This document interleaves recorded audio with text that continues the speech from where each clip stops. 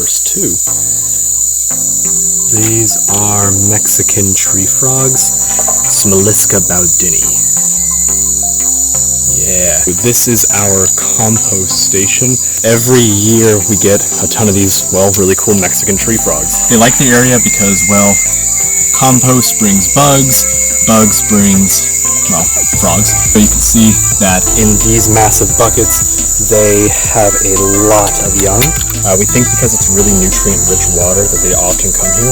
They've been breeding in these ponds for at least, or these buckets for at least a few years. And if you look, you can even see little guys coming out. Yeah, one of my favorite species. We do a diet study on these guys, and actually this is one of our most common areas to find them. We can honestly get about 30 or 40 in a single night. So my normal path takes me on a very set route. So I go down the main hill, I check out the compost buckets, then I go underneath this large mango tree we have and meander near the wetlands. But right now they're operating a bat workshop, so unfortunately that means that those areas are going to be a little bit off limits. I think they're opening the nets right now, so let's see if we can run by them. Hey, how's it going? What you doing? That's boring.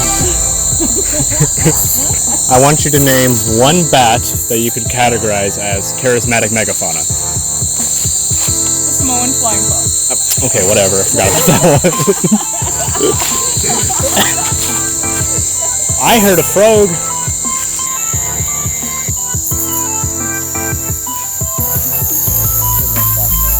So I know we've done it like across before and get them coming through the wetland, but I'm not sure if we've done it here. What are you doing tonight? Same thing we do every night. Wallow in self-pity. Leopard frog? Yeah, not leopard frog, Brown's frogs. They recently split them, so they used to be down here, Lithobates berlanderi, but then they recently switched them to Lithobates brownorum. There's a lot of species in Belize that have been split as of recent. I'm of the opinion that you don't need to know the most up-to-date literature to go herping. To be honest, as long as people know what you're talking about, it really shouldn't matter. When it does matter is for conservation practices. So if you're trying to conserve a very specific species or a very specific set of genetic code, it does matter what species you are conserving. Okay, and let's pop into the wetlands. Not the wetlands. Let's pop into the swimming hole. Sometimes we get a lot of frogs breeding here, and occasionally a snake having a little feast. I see one little guy poking his head out. So this is one of the Ranids that we get here. Looks like Rana violante. I need to double check that. Only one of them has the white facial stripe. Pretty common species we find near the wetlands. Well, pretty much near any body of water. But they are hybridizing with Rana juliani, so it makes it a little bit difficult to ID sometimes. There's a ton of frogs around here, so I'm just going to do a quick check, quick pass through, and show you each of the ones that I see. Hey there, little buddy. What's going on? Hey, how's it going? Hopping up to me? That's okay.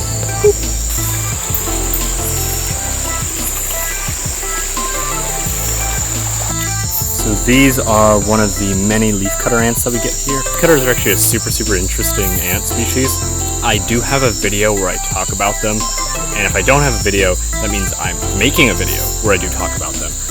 Just leafcutter ants in general are probably one of the coolest species of ants that you have. They domesticated fungus 15 million years ago. They make these insane trails through the jungle. So if you come back in a few days, you'll actually see like the brush cleared away just from them walking over it over and over again. Here's what I was talking about. They will make these crazy trails that cut right through the jungle, so you can actually kind of see the trail they've made. This is like a really kind of like medium activity, like I guess right below average. We have these super colonies. I'll probably put a clip in.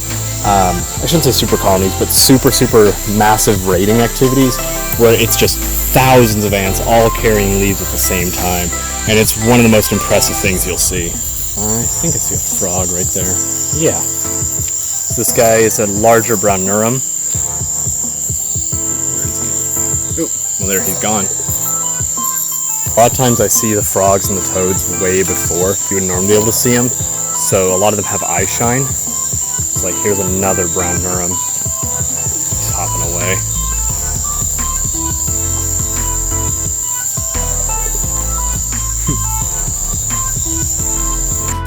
Another small frog. Again, it's another Violante. The Violantes look very similar to the Giulianis. The white lip is a pretty decent characteristic, but it's definitely not something to rely on. Ooh. Ooh. I see a turtle. Hold on. There's no way I can get that turtle. That turtle was most likely one of our transmitter turtles, HO. He went underneath that rock, or she, sorry, went underneath that rock right there. So all of our turtles that we do capture, the mud turtles, we do put radio tags on about 10 of them every single year. But every single turtle we find, we take up to this lab and we notch them. We essentially file a little code onto their shell that lets us know which turtle they are. So this is the concrete bridge, and it's a very, very good location for finding turtles. It's shallow water, they seem to like it here. Ooh, ooh, there's a water possum, holy, okay. Whew, he was right beneath me. Yeah, I don't know if I got him at all on the film. Hot damn, scared the out of me. Water possums are f***ing cool. I just saw the water possum again. Let's get a little closer actually, maybe we'll see them. They're pretty common here, honestly. They're just really hard to get a good picture of. They are just a bit scared of us, but they're not overly flighty. A lot of times they kind of follow us from a distance. So there he is. Right there. Don't know how well you can see him. Let's see if I can zoom in. Yeah, he's right there. Not the best quality. Probably shouldn't corner him too much. I do want to respect him as much as possible. He's right in there. Yeah. I'm gonna back off a little bit, put down my camera equipment, and come back. I'm just gonna take off my shoes, get into the water. Like I said, they're not prone to be aggressive at all.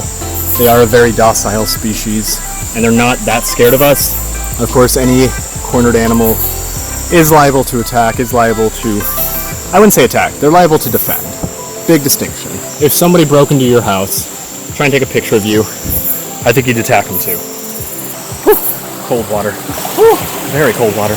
So, if you look underneath, you can see the water possum right back there. So yeah, he definitely sees us right now. So again, really, really cool animal. Super neat, super mellow right now. He's not scared, it doesn't seem like. Of course, that's me trying to understand a really complex animal. Oop, he went away. Hey there, beautiful, where'd you go? And he's gone. Nice big tree frog I just spotted. Hello, beautiful, what are you? Cool, it's another Mexican tree frog. Mexican tree frog in a Belizean tree. Super neat species, super, super cool. Not as much known about them as you would think, given how common they are. We get them down in, like, I know we get them in Texas in some regions, but I'm finding them down here in Belize. I just remember looking through the guidebook and they said, oh, diet is probably this, probably that. So that means it's not actually known. Trying to look for studies, again, showed, hey, there's nothing known about them.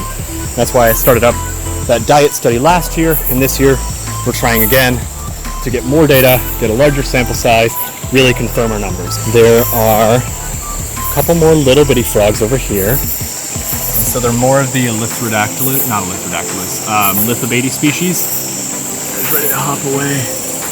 But yeah, so again, these are Lithobates violantes. Really, really, really common. And all the ones we've seen have been very small. They do get quite a bit larger. Them and Giulianis are about the biggest frogs you'll see here. Another pretty neat ant colony. I'm not actually sure if these are leafcutter ants or not. Leafcutter ants are one of the only groups of ants that use live leaves, and there's just so many different species of ant here. So I don't know if they're army ants or leafcutters. Honestly, I don't know the difference. Sorry, but either way, really, really cool species. So I've been a little bit more careful in this area as of late. We had set up bat nets in this area in a nice little V formation about 2 weeks ago, and there was this fertilance that had decided that this was his new territory. He got very, very, very defensive of this area. Most of the time, the fertilances, they run away. They don't want to interact with us whatsoever. But as we were extracting a bat, he came from that brush and charged me and another intern. Again, not necessarily out of an aggressive thing. He was defending his territory, and he didn't come up to us, start striking. He wasn't trying to bite us. He was literally trying just to let us know that, hey, this is my area. I want you gone. Still, most venomous snake in the tropics. Very, very deadly.